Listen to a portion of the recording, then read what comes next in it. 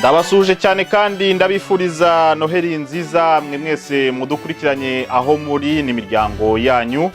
Uyu munsi turi kwa gatatu tariki ya 24 ukwezi no kwa 12 umwaka no wa 2014.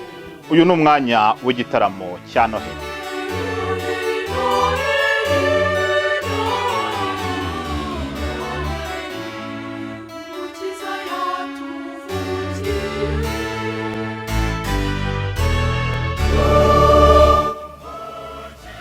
Nongeye ndabasuje kandi ndabahaye ikaze muri kino gitaramo cyacu. Uyu munsi ni umunsi ukomeye cyane ku isi ndetse no ku bakristo by'umwihariko, yaba guhera Ottawa, New York, Washington DC, Buruseli mu Bufaransa n'indi mijyi myinshi yose tutabashe kuvuga, yaba ni Kigali cyangwa i Bujumbura. Abantu bose biteguye kwizihiza umunsi ngarukamwaka wivuka rya Yezu, kandi akaba ari n'umwaka akaba ari n'igihe gikurikirana n'umwaka mushya twita bonane. Muri urwo rwego rero natwe hano muri JA Studio twasa 60 twabateguriye igitaramo kidasanzwe, aho tugiye kuganira ku buryo iminsi mikuru muri rusange. Ngewe rero uri ubagezeho kino kiganiro nitwa Jean Aimé Murindahabi, nk'abandi muri studio yacu iri muri Ottawa. Natinze rero turi kumwe n'abataramyi bacu bari mu bigabane itandukanye. Turahera igatino aho turi kumwe na mugenzi wacu Jado. Ushobora gutangira usuhuza abadukurikiranye?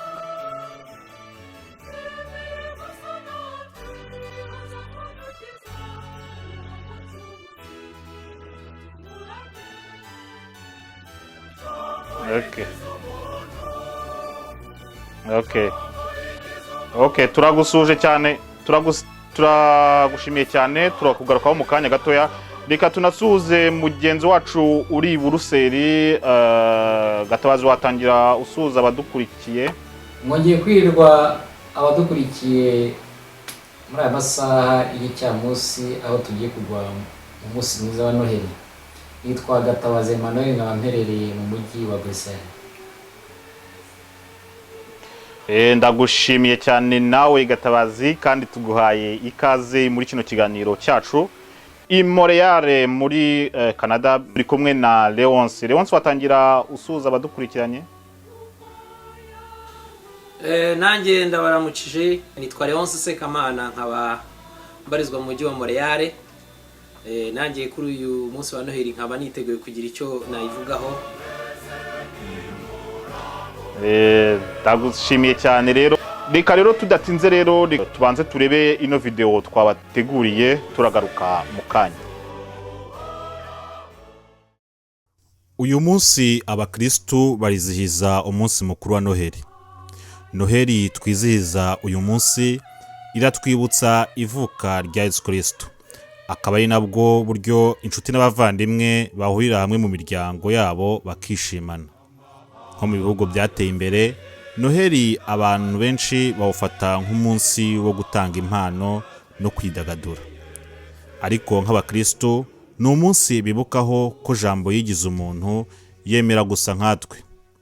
Abakristo bakaba bafata Noheli nko guhimbaza urukundo rw'Imana rutagereranywa, yemeye kwicisha bugufi akaza mu bantu.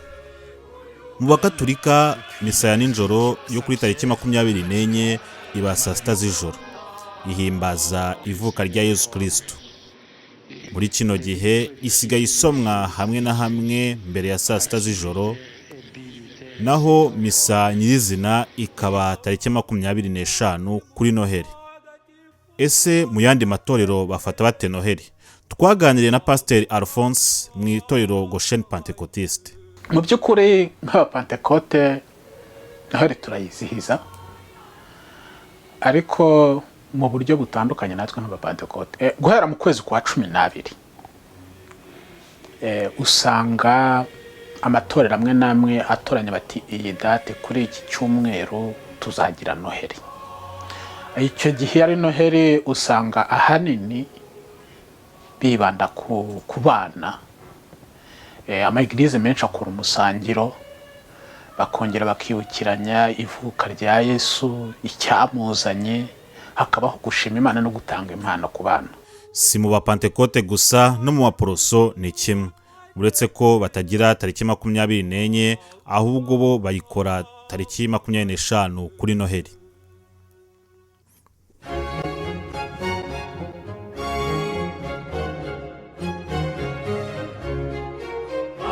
Ikirugu cya Noheli gishushanya ivuka rya Yesu. Hagaragaramo ibimenyetso nk'uko muri Bibiliya mu isezerano rishya ribivuga. Abashyumba, abantu baje kuramya Yesu, amatungo, inyenyeri hejuru y'ikirugu n'ibindi. Bavuga ko ikirugu cya mbere cyakozwe na François d'Assise muri 1223 ahitwa Greccio ho mu Butaliyani. Icyo kirugu kikaba cyari kigizwe n'abantu bazima. Nyuma cyagiye gisakara ku isi hose muri matorero atandukanye. Tugarutse kuri Noheli nyirizina, uyu munsi urangwa no guhura kw'imiryango igafatira hamwe ifunguro, bakanahererekana impano iruhande rw'ikirugu gisobanura aho umwana Yezu yavukiye. Ku bana bo usanga bo basaba impano mbere Paul Noel, noneho tariki 25 babyuka bakazisanga ku kirugu. Père Noel ubundi ni umuntu wabayeho, wavutse mu mpera ya 3e siècle, avuka muri nord yo muri Europe, muri Turquie. Yari umuntu wakunda gufasha abakene, akabaha amakado mu gihe muri veye ya Noheli n'ibyo kurya. So bitangiriraho rero, bituma rero n'ibindi bihugu bifata iyo symbole ya Père Noel. Noel ijya gutangira, Père Noel bamuvuga, kuko ibintu byose muri iki gihe mu bucuruzi n'ibiki byose hari icyo kintu gihari. N'abana cyane cyane bakunda, bashaka kubona iyo Père Noel, bashaka amakado, bashaka kumwandikira ngo igihe azazira, amakado bazabona. Ibyo byose ndumva ntago iyo Noheli ntago yaba nk'uko imeze ubu.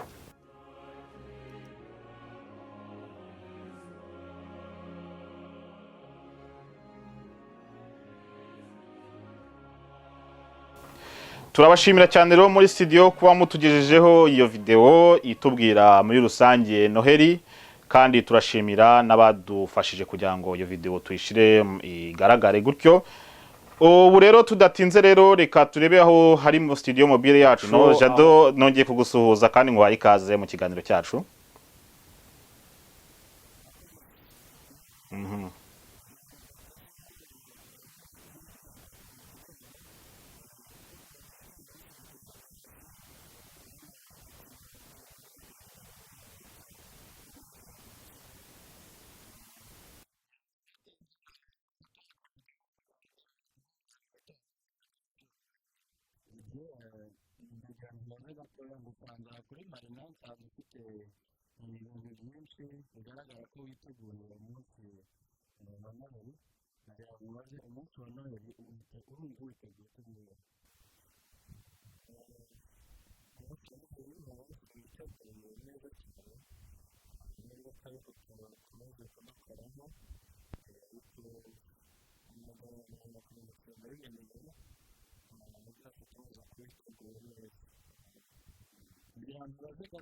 Bigaragara yuko abantu b'Abanyarwanda iyo bageze hano ibintu byo kwemera babishyira ku ruhande. Nagira nkubaze wowe, ese wowe ubibona gute?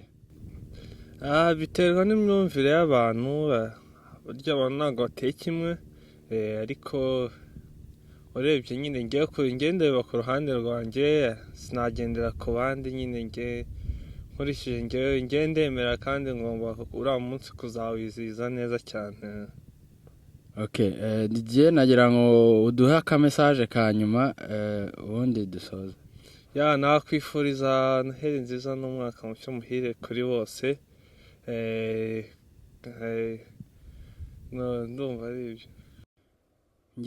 ngira ngo nk'uko mubibonye kuri video mwabonye ukuntu mugenzi wacu tumaze kuganira yaranezerewe cyane mu kwitegura uno munsi mukuru wa Noheli. Hari mu gitondo pe ubwo nabasubiza ijambo ndakomeza ngenda mbereka n'ahandi aho ndagenda. None Jado, wabashije guca mu mujyi wa Ottawa? Sinzi niba wabashije guca muri Ottawa, wagumye muri Gatineau. Ese muri Ottawa wabonye wigeze ugera ko aho bahahira, wabonye ibintu bimeze bite? Ottawa nahageze, nageze kuri RCBO aho bacururiza inzoga ku batazi aho hantu. Nabonye huzuye cyane, ngira ngo amashusho nayo mushobora kuyabonaho gato. Nshobora kubereka ka video gato nagenze henshi, nagenze kuri Rideau abazi Ottawa murayizi cyane. Hari abantu benshi cyane bishimiye umunsi mukuru wa Noheli ugiye kuza. Nakoze ikigereranyo ngiye mbona yuko uno mwaka hari abantu benshi kurusha umwaka washize. Sinzi nimba haba haraje abayimigra benshi. Birumvikana iyo bigeze mu mpera iminsi mikuru abantu niko bagenda ba benshi. Wigeze kutubwira yuko kandi hari n'abantu wahuye nabo bagenda bava mu mujyi, wigeze ubibona nyine byari bimeze bite? Nabibonye cyane, bamwe muri bo twabashije kuganira.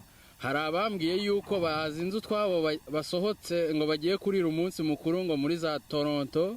Abandi harimo abagiye muri Etats-Unis. Ubwo urumva abantu bose biteguye umunsi mukuru. Hari abaguma hano, hari n'abamaze kugenda. Mbere kugira ngo dupase i Buruseli, banza utubwire wewe by'umwihariko uri no hanze ahantu, watubwira ukuntu ikirere kimeze n'ukuntu wumva aho ngaho hameze? Ikirere uko kimeze, akaneje ntago kakiri kugwa nk'uko mu gitondo byahoze, ariko imbeho yo irahari rwose irinjira. Sobanurira nk'abantu batari aho ngaho babyumva cyane cyangwa n'abadukurikiranye. Usobanurire abantu bari aho ngaho badukurikiranye imbeho iri aho ngaho ukuntu bimeze na temperature ukuntu zimeze. Temperature maze gusohoka nkabona ukuntu bimeze, nagerageje kureba meteo nsanga bari kutubwira ko ari -2, kugenda ukagera kuri -8. Ni ukuvuga ngo iyo mbeho ishobora kongera ikagera kuri -8 bitewe n'umuyaga. Ndabona kandi wanifubitse rwose ku buryo bunahagije. Nifubitse, bamwe bajya bavuga ngo umuntu yifubitse nk'ikigori. Nibyo. Urumva nanjye naye namaze kwitegura imbeho y'uno munsi. Gusa icyo nabonye cyo abantu ntibayitayeho bitewe n'uyu munsi ukuntu bawishimiye. Baragenda ubona batumva imbeho, kandi koko mu by'ukuri imbeho yo irahari. Nibyo koko niko bimera. Mbese ushaka kutubwira iby'ikirere kiduteganyirije ejo ku munsi wa Noheli? Ejo ku munsi wa Noheli biteganyijwe yuko ikirere kizaguma kizijima ho gato ugereranyije n'uno munsi, kandi biteganyijwe yuko urubura ruzongera rukagwa, ndetse ruzaba ruruta urw'uno munsi, kuko uno munsi ikigeranyo kivuga yuko yari 40%, mu gihe ejo azaba ari 60%.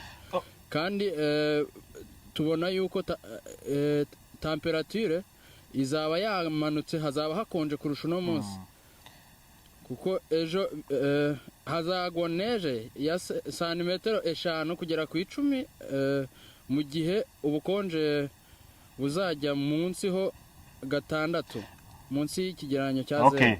Ndagushimiye cyane Jado, utubereye aho ngaho Gatineau ku mashuri ya Carrefour. Mbibutse uri mu kibuga cy'umupira ku mashuri ya Carrefour Gatineau. Reka rero tugere ku mugabane w'Uburayi, Buruseli. Turi kumwe na Gatabazi. Gatabazi, twongeye kuduguhaye ikaze mu kiganiro cyacu. Murakoze abatwumva muri studio hano Buruseli, ibintu bimeze neza. Yego. Nkuko mu bigaragara mubibona, abaturage barasusurutse n'ubwo hakonje. Kuri tariki ya 24 aho ahagana ku munsi wa Noheli, tariki ya 25, hano i Buruseli mu makaritiye atandukanye, nkuko mubibona abantu barashyushye, abandi urabona ko bishimye, inshuti n'abavandimwe baratembera, ndetse abenshi baragurirana amakado nkuko mubibona. Tubwire nk'ahantu wagiye uca mu mihanda ya Buruseli, ndayibona wabonaga abantu ku mutima bameze bate, ku maso bameze bate, mu mashopping bace kucamo tujyanyije, wumvishe ko muri Gatino na Ottawa yuko abantu hari buzuranye haya ruvunganzuka rw'abantu. Ese aho ngaho mu mamagaza bashe kugiramo wabonye bimeze bite? Nabashije kunyura mu gitondo kuri Chaussée d'Ixelles, aho mu bigaragara rwose abaturage bameze neza, barasusurutse, bishimiye umunsi mukuru wa Noheli, ndetse abenshi muri bo urabona ko bagenda batembera mu magazi bareba icyabashimisha cyangwa icyashimisha inshuti zabo nk'uko bisanzwe mu miryango. Ndagenda ngera no kuri gare y'imijyi aho abagenzi ari urujya n'uruza bagana hirya no hino. Abenshi usanga bafata icyemezo cyo kujya gusangira n'imiryango yabo hanze ya Bruxelles, ndetse n'abandi nabo bakumva ko bagomba kwicara bagasangira n'inshuti zabo nk'uko mubibona hano mu mahoteli atandukanye. None watubwira aho ngaho mwigize mugwisha neje ugeranyije natwe aha ngaha? Mu bigaragara muri uyu mujyi wa Bruxelles ni nkaho abaturage barimo kuvuga ko neje yapfubye, ariko nk'uko byari bimenyerewe aya amatariki aho bigera umunsi wa 24 neje zihari ku bwinshi, ariko mu bigaragara kugeza kuri uyu munota ndetse kugeza kuri iyi saha nta neje abaturage bari babona. Ese benshi bakaba babyibazaho ese ibi bintu birasanzwe, ariko ugasanga bamwe na bamwe hari ababyishimira ndetse hari naho bigwa nabi. Hawe byakuguye nabi? Nge mu bigaragara navuga ko ari byiza, kuko nk'uko nsanzwe menyereye klima nziza yo muri Afurika, iyo neje ziguye usanga ari ikibazo ku banyafurika benshi, ariko mu bigaragara iyo bimeze gutya nta neje zihari wumva twisagaguye, kuko ubasha kugenda aho ushaka hose nta kibazo ufite namba. Hari n'abagenda n'imodoka baba bafite amahoro kuko ntabwo baba banyerera mu muhanda. Ndagushimiye cyane. Abagenda n'amaguru nabyo. Ndagushimiye cyane rero, ndagushimiye mugenzi wacu rero uri Bruxelles. Reka rero dupase vuba vuba kuri mugenzi wacu uri Montreal. Leonce twongeye tuguha ikaze mu gitaramo cyacu. Murakoze kumpa ijambo Jaime.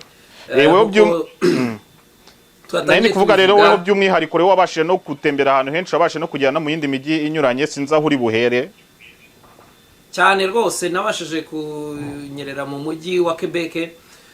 Nagira ngo mbere yuko nakomeza kugira icyo nongeraho, ubundi iki gihugu cya Canada nicyo gihugu cya kabiri kirimo abanyarwanda benshi. Igihugu cya mbere ni mu Bubiligi, hakaba hari abanyarwanda barenga 5,000 cyangwa bakaba 5,000, hanyuma ndakeka birenga 5,000, ariko muri Canada hakaba ari autour de 5,000. Donc igihugu ni vraiment igihugu Canada nicyo kirimo abanyarwanda benshi habanjirije Ububiligi. Nuko nabashije kunyerera mu mujyi wa Quebec, iyo bita Quebec City, aho nabashije kugerageza gufata amashusho. Ntaguciyemo banza usobanurire abantu badukurikiranye bari mu yindi migabane. Iyo uvuze Quebec na Montreal banza babyitiranya, wasobanurira abantu Quebec na Montreal aho bitandukaniye? Muri makeya, Montreal ni umujyi uri muri province ya Quebec, ariko hakaba hariho n'umujyi witwa Quebec na uri muri province ya Quebec. Donc muri make urebye Montreal na Quebec ni imijyi ibiri iri muri province ya Quebec. Aho rero nabashije kunyererera, nuko nabashije gukandagira ni wo mujyi na urimo abanyarwanda batari bake. Mu by'ukuri ntago twemerewe gufata amashusho y'abantu bose, ariko nagerageje kureba amamagaze. Natambutse uyu munsi hamwe na hamwe mu hagendererwa kuri uyu munsi wa Noheli. Nabonye hari abantu benshi bambaye neza, abantu benshi baragerageza kugura amakado. Ikintu nabasha kuvuga kuri uyu munsi Jaime nuko nubwo ari umunsi mu by'ukuri w'abagatulika, yari umunsi wo kwibuka ivuka rya Yezu, n'abantu batari mu bagatulika harimo n'abayisilamu, uyu ni umunsi uhabwa ikiruhuko. Ni umunsi abantu baruhukiraho, ku buryo n'abatari mu idini rya Katolika nabo bizihiza uwo munsi nk'umunsi mukuru ukomeye. Hari abantu biteguye naho kujya mu nsengero. We waba wigeze hari urusengero namwe wigeze ucaho wenda ngo urebe? Abantu uyu munsi nyine abantu baranyarukira muri eglise, abantu baranyarukira mu kujya gusenga. usibye ko amamagaza amwe namwe afunze kuri uyu munsi, hari ahantu biba bigeze ku buryo abantu bose baruhuka, ariko nyine turitegura kujya mu misa mu kanya kadatinze. Turaza kuba twabashije kujya mu misa yo kwifuriza y'umwaka wa Noheli. None wigeze uca ahantu bacuruza ibinyobwa yaba ibisindisha n'ibidasindisha, wigeze ubona mu mujyi umeze ute ugereranyije n'ibyo Jado yari kutubwira bya Ottawa, abantu bameze bate? Urebye nkurikije n'ibyo cyangwa se ngereranyije ibyo mugenzi wanjye uri muri Gatuna yavugaga, urebye ibyerekeranye n'ubukonje turanganye. Urebye ntabwo harimo itandukanyirizo rinini. Umujyi ntabwo ukonje ugerageje kugeranya n'iyindi myaka ya mbere. Ubu nko mu Bubiligi nahoze numva avuga ko bashaka kuvuga ko neje yapfubye. Urebye ibintu bijyanye na changement climatique bigenda bituma abantu ubushyuhe bugenda bwiyongera kuruta ubukonje. Mu myaka ishize niho wasangaga abantu basohoka bambaye amakote menshi, ariko ubu urebye rwose kuri iyi Noheli ni Noheli abantu batagomba kwipfurika cyane ngo ubone bambaye ibintu byenda byinshi cyane. hari ubukonje ariko atari bwa bundi bukabije. Donc iyi Noheli iri special ukuntu hano. Urebye iyo bigeze mu minsi mikuru nk'uku nguku, ibinyobwa usanga hari amasaha bigera bagahagarika, ariko abantu baba bamaze kugura, bamaze gushyira mu mazu iwabo. Urebye twese agacupa twagiye dushyira hariya ku ruhande, ku buryo muri aya masaha nakubwira ko rwose ahantu barimo baratanga inzoga ubu ngubu hasigaye ni hakeya. Abantu baziguze, aba baguze inzoga, ibiribwa hirya no hino. Nge nabonye ko hari umurongo mu ma stores menshi, mu maduka niko nabyita inaha, amaduka yabugenewe y'inzoga. Urebye muri makeya rwose buri muntu wese yiteguye umunsi mukuru. Okay, ndagushimiye cyane rero umunsi wabashe kutugera Quebec, utugerera na Montreal.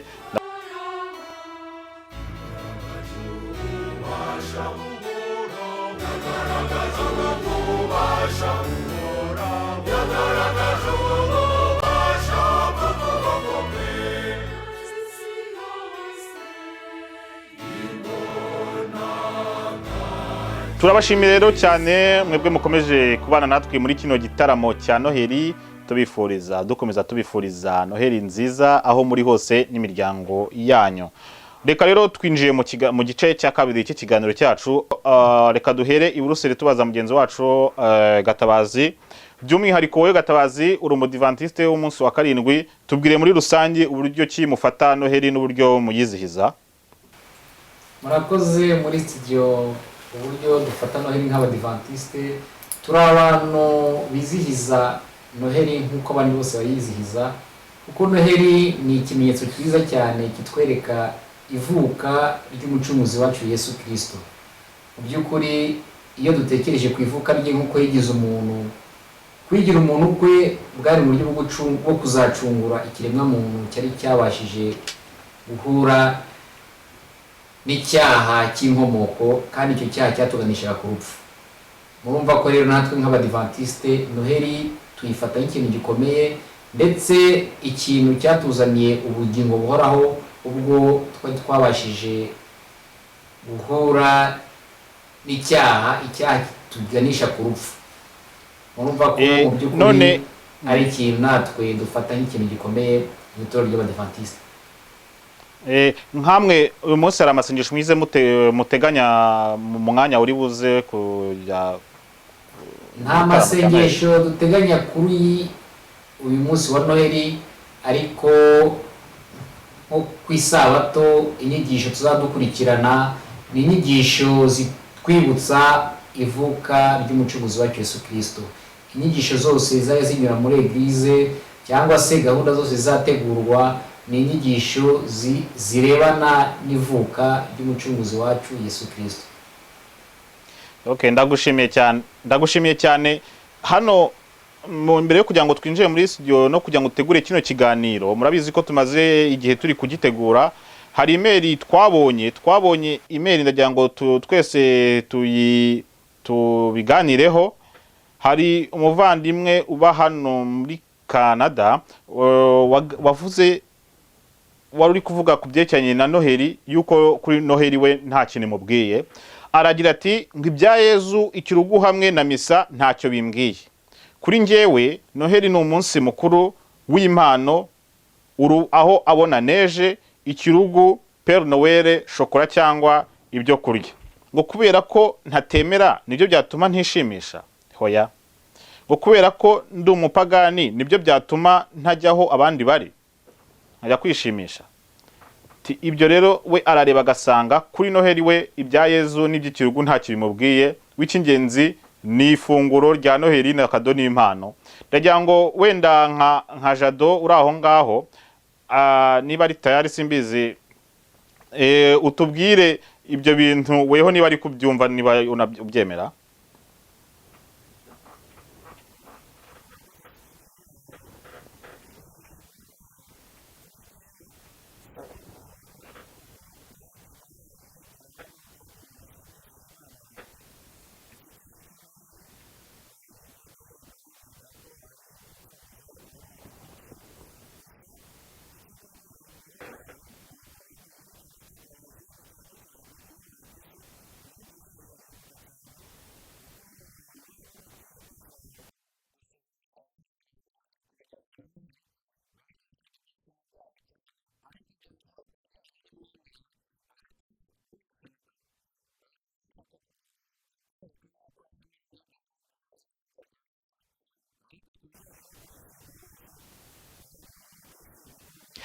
Reka ntaguciye muri kambaze Montreal, we nuko nkuko byumva. Mu by'ukuri Noheli ni umunsi mukuru kuva na kera wakomeje ugaragaza nkuko mwatangiye mubivuga, ni umunsi ugaragaza ivuka rya Yesu. Donc urebye muri make ni umunsi wizihiza tugomba kwishimira twese, ariko ngiye numva ko muri ku giti cyanjye numva ko ugomba kwemera ko Yezu ariho, yavutse, yagize igihe cyo kuvuka akaza ku isi ndetse akaza nk'umucunguzi. Igihe rero waba utemera Imana cyangwa utemera mu by'ukuri, ntabwo numva ukuntu wabasha kumva ibijyanye n'ivuka ry'umwana Yezu. Niba Yezu yaraje nuko, niba twemera ivuka rye nuko tugomba no kwemera ko Imana ariyo yamwereje muri iyi si. Yezu yaje nk'intumwa. Niyo mpamvu kuri njyewe ntabwo ari umunsi mukuru uringaniye gusa, niwo munsi umucunguzi yavukiyeho, ni umunsi ukomeye. Kuri njye niba utemera Imana, ni ukugendera mu kigare, niko nabyita, ni ukugendera by'abantu ngo nuko ari ku isi hose bakoze umunsi mukuru ukabigenderamo gutya gusa. Njye numva hagomba kuzamo n'ikintu cyo kuba umuntu ari convinced cyangwa se yiyumvisha, yumva neza n'umutima nama. Ariko ntaguciyemo rero, once uganiye n'abantu bamwaha ngaha baragukomveka bakakubwira ukuntu ibyo byose, ibyo byo kujya gusenga n'ibiki byose, ibyo ntacyo batabona, babikoze ntago babona, ni ibintu biguma gutyo bitagaragara. Bo bakumva yuko kuri bo Noheli ari ukwishima, guhura na famiye, ibyo bindi ari ibintu by'imihango ya kera. Urumva atari byo? Hagati aho Jaime, ibintu bijyanye n'ukwemera ni ikiganiro gikomeye, ndetse nkeka ko dushobora kuzafata umwanya tukaba twakivugaho ku buryo burambuye. Ariko urebye iyo tuvuga ibijyanye na Noheli, tuvuga ivuka ry'umwana Yezu. Umwana Yezu yavutse kubera ko hari Imana yamwohereje, ntiyaje nk'intumwa gusa, yaje nk'umwana w'Imana. Umunsi Yezu yavukiyeho ni umunsi abantu bakomeza kwibuka, ndetse au niveau mpuzamahanga, mu rwego mpuzamahanga. Ubwo urebye ibintu bijyanye no kujya gusenga, nge numva ko mbere y'uko umuntu ajya gufata inzira ngo ajye gusenga, agomba kugira icyo amenya muri we kijyanye n'ibyo bavuga. Ushobora kuba utajya gusenga ariko ukwemera kwawe gufite aho gushingiye. Gusa ikibazo kutajya gusenga nyine bituma kwa kwemera kwawe gucika intege, bigatuma utabasha gukomeza koko ngo ubashe gusenga, ubashe kujya koko mu nzu y'Imana. Naho ibyerekeranye n'imyumvire numva nta hantu bihuriye no kujya gusenga buri munsi. Reka ntaguciyemo, reka dubaze na Gatabazi kuri iyo email twabonye. Wewe urabivugaho iki kuri uyu muntu uvuga yuko we kuri noheli noheli arubona ari umunsi wo gutanga impano kandi benshi niko banawubona muri bino bihugu, ukaba niyo mpamvu byanatumye dutegura kino kiganiro. Wowe urabyumva ute, ni umunsi wo gutanga impano cyane cyangwa ni umunsi ubona tugomba gusenga gusa? murakoze muri studio nk'uko uwo muntu yanditse iyo email akayohereza ahari, ntizera ko atabasha kubitekerezaho cyane. Mu by'ukuri iyo urebye umunsi nk'uyu nguyu ku bakristo ni umunsi ukomeye cyane. Nge nkavuga nti ni umunsi Imana yaduhaye impano ikomeye, impano y'umwana wayo, umwana wayo watuvukiye ariko mu buryo bwo kugira ngo tubashe kubona ubugingo buhoraho. Mwibuke na Bibiliya irabivuga. Bibiliya muri Yohana 3:3 atubwira ko ari we n'inzira n'ukuri n'ubugingo, ntawe uzabasha kujya kwa data atamujyanye.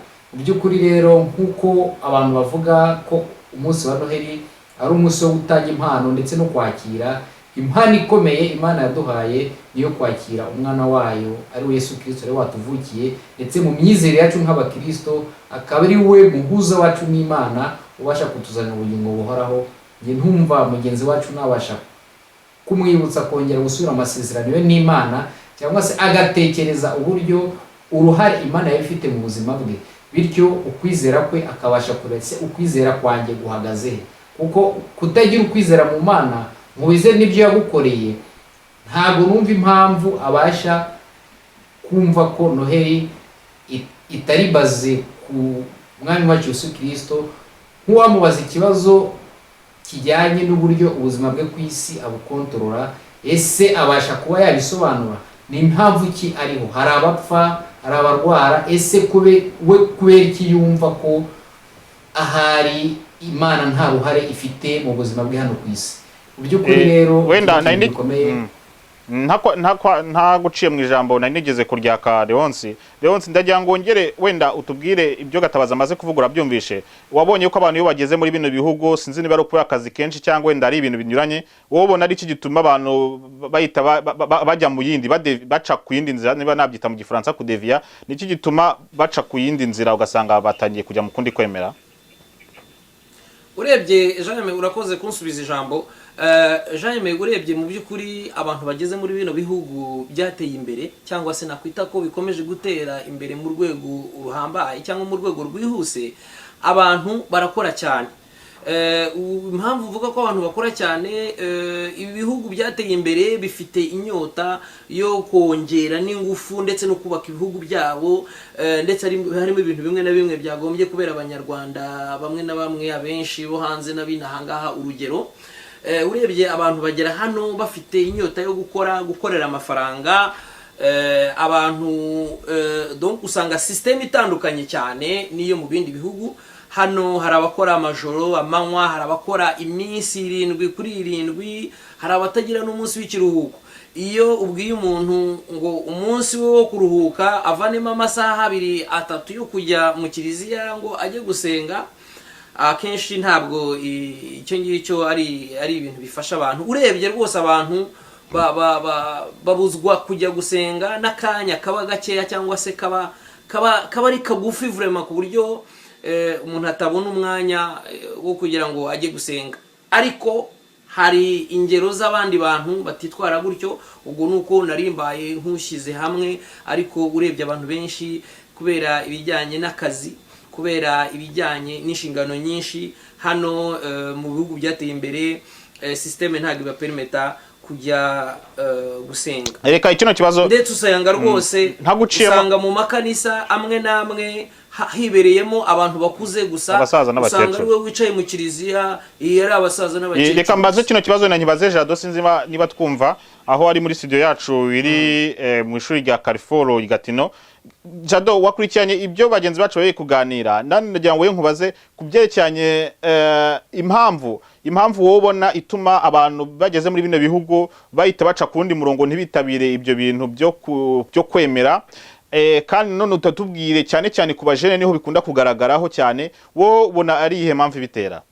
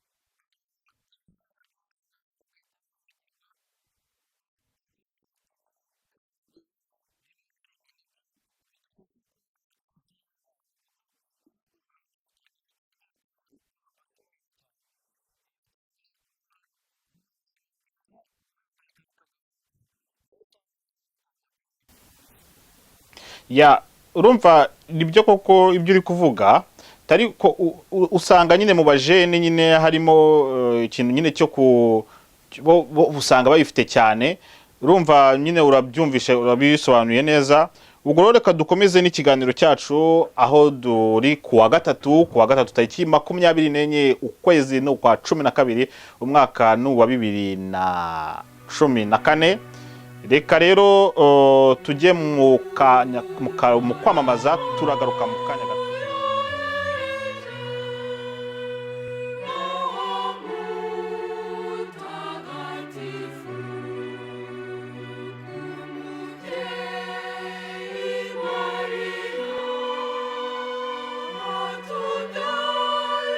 Turashimira rero cyane muracyari hamwe natwe kuri GA Studio 360 Incorporation akaba ari ikampani yanyu ibakorera ibintu byecyanye na video n'ibindi byose mushaka kudusanga kuri website iri hano hasi ya ekra.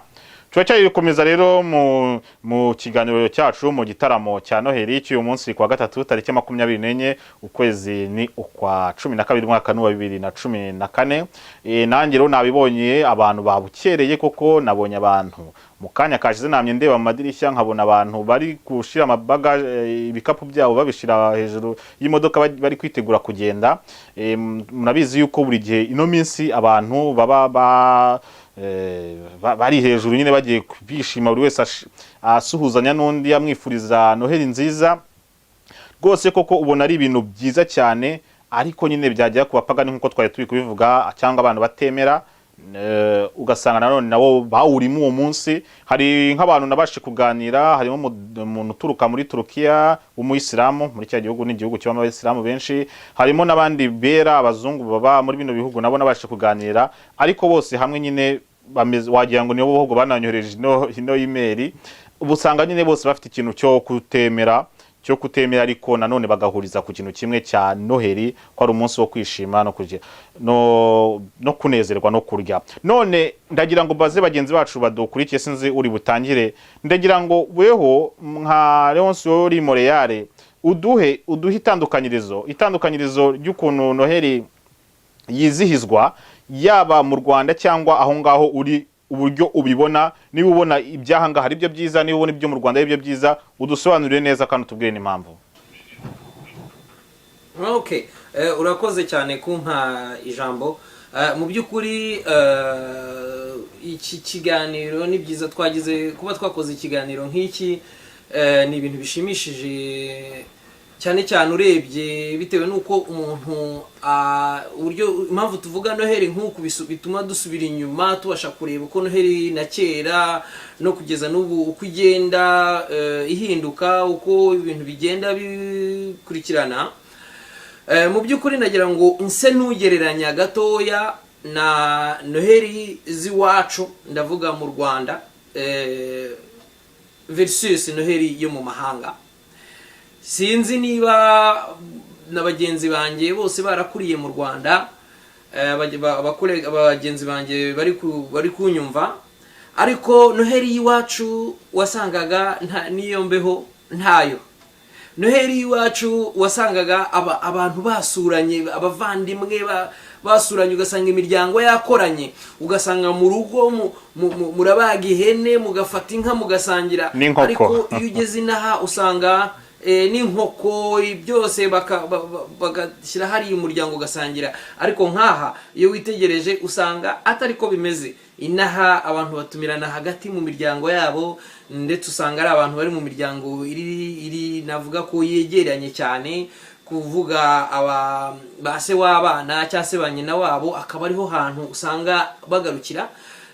Ugasanga twe mu by'ukuri nk'abantu bo muri biriya bihugu bitaratera imbere cyangwa biri mu nzira yo gutera imbere ugasanga Noheli kuri twebwe yari ihuzaga abantu bakishima ukabona ko atari ibintu bijyanye n'ubucuruzi. Impamvu mvuga ibintu bijyanye n'ubucuruzi nuko iyo urebye usanga n'abantu batemera Imana uyu munsi bawugenderaho bikaba ngombwa ko bataka amazu yaho bakandikaho Merry Christmas ahantu hose mu rwego rwo kugira ngo babashe kubona inyungu mu bicuruzwa byabo.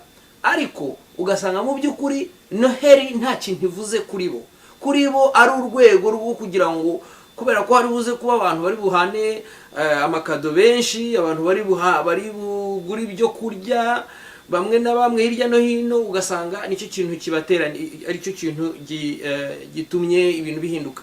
Mu by'ukuri rero nge nkasanga kanoheri kacu ka kera kahariya mu Rwanda kari akanoheri gakeye, yari ya noheri twari tuzi bifitanye itandukaniro rikomeye cyane ugereranyije noheri y'inaha niyo mu bihugu byacu dukomoka. Wege wari uriho kutatubwiye misa, wajyaga mu misa ya kangahe, ya mbere, ya kabiri cyangwa ya gatatu? Urebye mu Rwanda cyane cyane mu Rwanda habagaho misa kugeza guhera saa sita z'ijoro, abantu bose barabikundaga. N'ubu nibaza ko na n'ubu igihari, wasangaga abantu bari buterane rwose, ugasanga abantu abakiri bato, ndabyibuka ko tukiri na bato bajyaga batubwira ngo nimunywa ikawa ntimusinzira, bigatuma tunywa ikawa kugira ngo tubashe kuza kujya mu misa y'umugoroba. None wewe wonse wawe warigeze urara ijoro urindirire ko akana Yezu karira kuri radio? cyane ibyo nabyo biri mu bintu nk'uyu mugoroba, mu bintu numvaga rwose nifuza kumva, mu bintu numvaga nifuza ni ya noheri ya kera badukangura cyangwa se bakatubwira bati muhame muri maso muraza kuryama ari uko akana Yezu kamaze kurira. Icyo kintu ugasanga ari ikintu ari umuco nanjye ndabyibuka. Nk'ubu ku mugoroba rwose kuri uwo muco, nk'ubu ku mugoroba nanjye numva nareba ahantu nateranya, n'ubwo bwose maze kuba umusaza, ariko nkumva akana Yezu karira nk'uko najyaga kera nkumva nkiri aho mvuka. Hari n'ikindi kintu cy'umwihariko utavuze wenda, hari ukuntu wagiraga ku gasantere, ku tuduka twatuyito makaritsiye, ugasanga harimo umuziki, ugasanga abantu baracicikana baragenda, ubona ari ibintu muvoma. Aho kantu ntago gakumbuye? Urakoze kuwiyibutsa Jaime.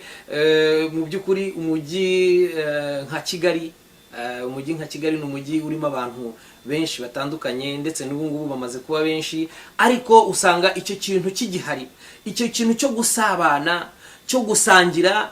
Usanga abantu cyane cyane yari noheri abantu barahura, ugasanga yewe na wa wundi udafite n'akantu ko gucana, usanga yagerageje akagura n'iryo cupa ry'urwagwa, akaba yicaye hamwe n'abandi, ugasanga amanukanye umuryango we akavuga ati muze mbajyane kwa Kiruhura mu birayi, abadukurikiye bashobora kuba bahaza aho hantu. Ugasanga uburyo bw'imitako, ahantu hose harakeye, ugasanga umujyi basukuye. Buri gihe kuri noheri byari byarabaye nk'umuco, byari byarabaye nk'ikintu umuntu yagezaga ku munsi wa noheri ukumva ni umunsi mukuru utagira ukusa. Ugasanga abantu nibyo. Mbere yuko wenda mbaza Jado niba yiteguye, hari ikindi wari ugiye kongeraho? Ndavuga ari wonse, hari ikindi kintu wari ugiye kongeraho? Banza n'inkucemo no mugenda turindire ko Jado yongera gusubira ku murongo. Mu by'ukuri mu magambo make icyo nashakaga kuvuga nuko noheri muri bino bihugu byateye imbere nakwita ko ijyanye cyane n'ibintu bijyanye n'ibicuruzwa kuruta kwizihiza umunsi wa noheri. Ugasanga ari ndetse ari nacyo gituma muri bene wacu cyangwa se bakomoka mu gihugu cyacu bagera hano bikibagirana kubera kuba tutakiri muri ya noheri yaho dukomoka mu by'ukuri ifite agaciro nk'aka noheri. Ngewe nicyo ntashakaga kugira ngo Jado turagushimira cyane, nawe ukomeje kubura utubereye aho ngaho. Burije utangiye naho kwira natwe aha ngaha, kandi nibyo koko uri n'ahantu hakonje cyane. Ese imbeho ndumva yakugezemo neza?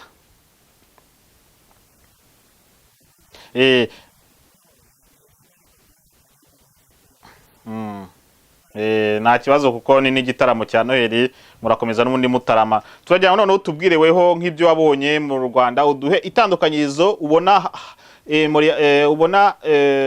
kuri noheri yo mu Rwanda no kuri noheri y'i Gatino.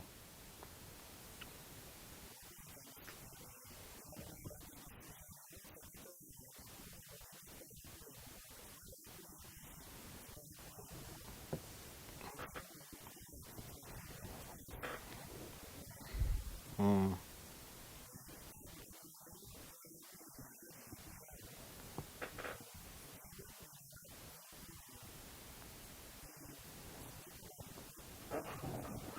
Mm.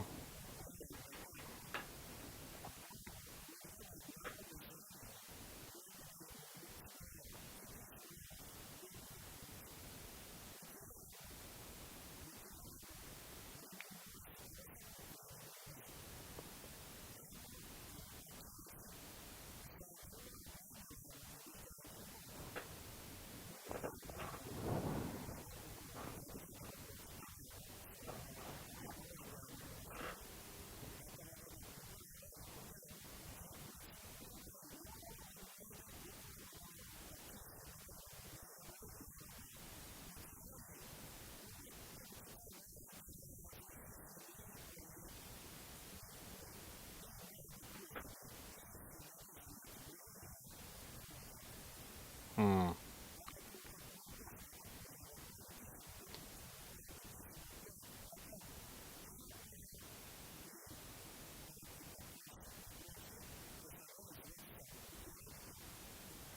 Ni ku mutima nk'uko wabivuze. Mm. Mm. None weho waba warigeze wicara urindiriye uko akana Yezu kavuka?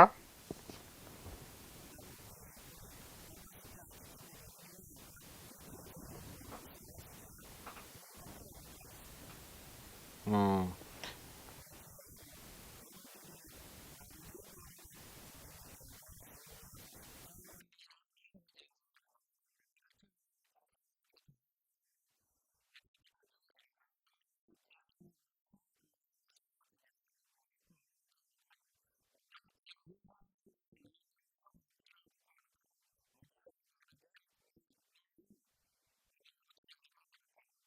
Re- reka tubaze mugenzi wacu uri i Buruseli atubwire itandukanyirizo abona i Buruseli mu Burayi muri rusange n'iryo mu Rwanda akurikiranyije ku munsi wa Noheli n'uyu munsi wa tariki 24 duhe itandukanyirizo. mwakoze muri studio by'ukuri itandukanyirizo hagati ya Noheli y'uburyo bizihiza Noheli hano muri ibihugu by'Uburayi no mu Rwanda iwacu usanga bitandukanye cyane, kuko mu Rwanda iwacu twumva Noheli ari ikintu gikomeye ndetse ituri ku mutima, tuzi n'impamvu yayo, tujya no kuyizihiza. Akenshi abenshi usanga mu nsengero, mu kiliziya hakubise hasaguye, mu gihe hano akenshi usanga ari abakecuru n'abasaza bitabiriye umunsi wa Noheli.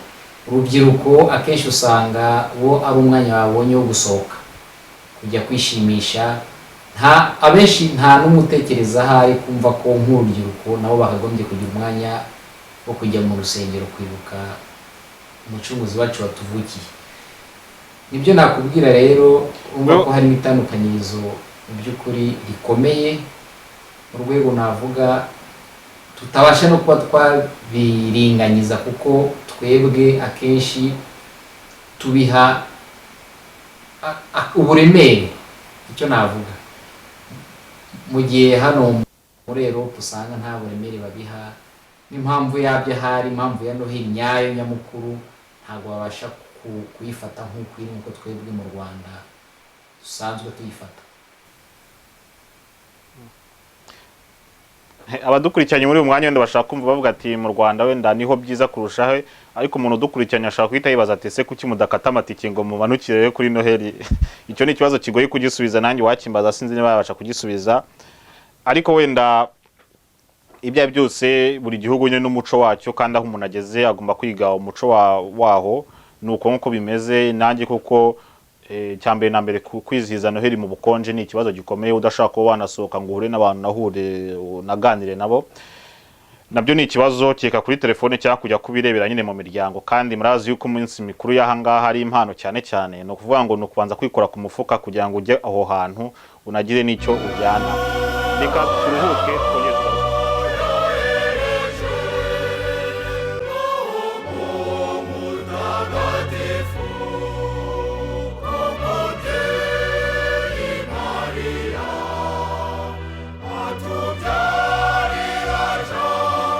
Shimira cyane muri studio, kandi tukomeje tubifuriza Noheli nziza. Mu kanya gato cyane rwose Noheli yageze, yemwe aho muri mwabyumvishe ibyo twakomeje abataramyi bacu bakomeje batubwira. Ndabibutsa yuko turi kumwe na Jado Jire ari muri studio ya mobile yacu iri muri Carrefour muri Gatino n'umujyi ubangikanye n'umujyi wa Ottawa.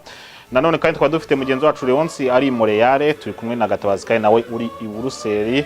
Abo bose tukaba twahuje imirongo dukoresheje ikoranabuhanga rigezweho. Nanjye rero hano muri studio rero ni ngewe Jaime muri ndahabi nkomeje kubifuriza Noheli nziza. None rero turi kujya mu isoza ry'ikiganiro mu gice cya kabiri, ndagira ngo mutubwire niki cyakorwa kugira ngo noneho abantu bongere babyuke. Ndatekereza ko bagenda babyama cyangwa badeviya nkuko nabivuze, bagenda baca mu wundi murongo. Mubona hakorwa iki kugira ngo byongere bijye ku murongo umwe? Reka ntere kuri Jado.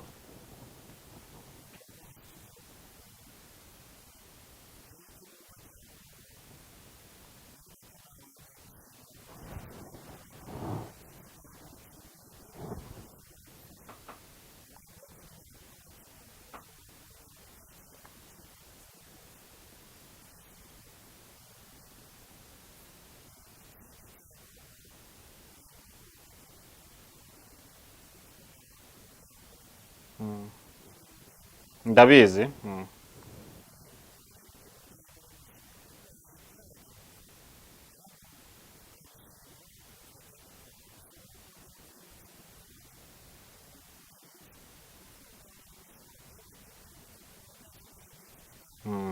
Gerageza urezime kuko dusiganye amasaha iminota mike.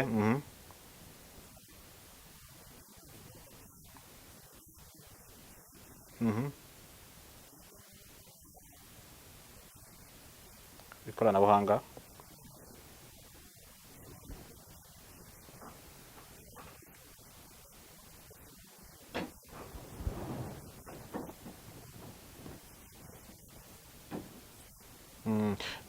Reka tubaze mugenzi wacu uri Buruseli nawe atubwire icyo yumva cyakorwa.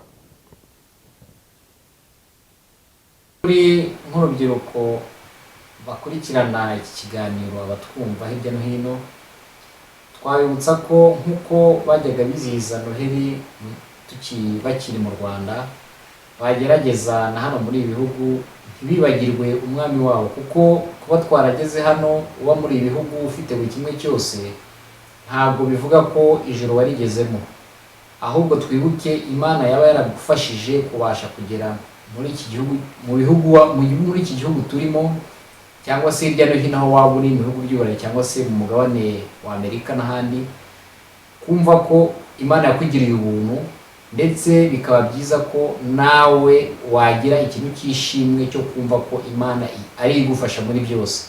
Bityo rero nkaba nabibutsa kugira ngo bajye bagerageza kujya muri eglise, kujya guterana n'abandi, ndetse n'imiryango nayo ikabasha kwibutsa abana babo impamvu twizihiza Noheli n'impamvu Noheli yabayeho, kugira ngo n'abana babo nabo mu buzima bwabo bwa buri munsi babashe gutekereza ko Imana ifite umwanya mu buzima bwabo. Turagushimiye mugenzi wacu rero nawe uri Buruseli. Mu gusoza hari mugenzi wanjye uri Montreal, kandi tubibutse yuko nawe akora hano muri studio 360. Turagira ngo utubwire mu gusoza kino kiganiro, urabizi ko cyateguwe, turagira ngo utubwire muri projet ziri gutegurwa ahangaha muri kino kigo, tubwire muri makeya. Hari ibintu twumvishe byo mwaka wa 2015 babarire, watubwira muri makeya ukuntu ibintu bimeze. Urakoze Jaime. Mu by'ukuri niyo nza no kugira icyo mvuga, abagenzi banjye bari bantanze ibisubizo biryoshye cyane bijyanye n'ikibazo wari ubajije ku byerekeranye n'icyo twakora kugira ngo dukangurire abantu kwibuka Noheli, ndetse kugira ngo Noheli tubashe kuyizihiza mu buryo bunoze ndetse byitabiriwe n'abantu benshi. Yego, muri urwo rwego rero rw'ibiganiro ni naho Studio itumanaho dukoresha ubu ngubu, aho itumanaho turi gukoresha naryo riri mu bintu bizadufasha mu rwego rwo kugira ngo abantu bahure, abantu bagezanyeho amakuru mu buryo bubangutse, kandi nk'uwatangiye avuga ko iki kiganiro nacyo kiri mu bituma abantu bazakangurirwa Noheli. Twebwe ni nko muri urwo rwego twinjiramo nka Jazz Studio mu rwego tujya mu iterambere mu bijyanye na tekinoloji mu rwego rwo hejuru kugira ngo tubashe kugeza ku bantu amashusho ndetse n'ikimenyimenyi ikiganiro nk'iki ngiki kiri gukorerwa mu bihugu bitandukanye kandi abantu babasha kumvikana neza nabyo birerekana ahitemo itumanaho ryacu rigeze. Naho rero umwaka uza muri 2015 Jazz Studio dufite gahunda yo gukoresha itumanaho rirenze kuryo dufite ubu naryo ntasuzuguye. Turi mu rwego rwo gushaka amashusho akoreshejwe akeye cyane akoreshejwe n'akuma mujya mwumva bita drone, akaba ari projet iri busohoke vuba aha. Usibye ibyo gufata amashusho mu byerekeranye n'amakwe, ubu turashaka gufata usibye n'amashusho agenda amafoto byo service yo yanatangiye amafoto yo yanatangiye na service y'amafoto service y'amashusho agenda, hanyuma tukabasha no kujya dukoresha kakuma mwabasha kumva bita drone. Ubu ngubu tukaba tugira ngo Jazz Studio igiba company ifata ubukwe bw'umuntu ikaba ariyo kipa ibintu byose, nta bintu byo kujya gukontakta hariya. Donc urebye mu itumanaho dufite n'ibyo dukora, turakora cyane ku buryo buhagije kandi bizadufasha kugira ngo ndagushimira mugenzi wacu. Umwanya ndabona urangiye, hasigaye iminota mike cyane. Turabashimira cyane rero mwadukurikiranye aho mwari muri hose. Nko mwabibonye nko mugenzi wacu amaze kubivuga koko byatangiye kandi bizakomeza mukuna no kudukurikirana. Turagira mukomeze mukurikirana Facebook yacu, Twitter, kandi turi no kuri email yacu naho murayibona na website yacu. Ndashimira cyane rero mugenzi wacu waruri i Buruseli Gatabazi, turagushima kubona witabiriye ubutumire bwacu. Nawe ndagushimira rero mugenzi wacu twe twaje studio mobile yacu Jardoje, nawe turagushimira cyane. Nawe rero Leonce turagushimiye cyane kubona witabiriye igikorwa cyacu, uretse ko nawe uri n'umusangwa niba byita umukizi cyangwa musangwa, nawe urisanga usanzwe unisanga nyine. Nanjye rero ndabashimira, ngiye wari wateguriye kino kiganiro ni Jaime Murindabi, anabambifuriza Noheli nziza n'umwaka mushya muhire wa 2015. Ciao ciao.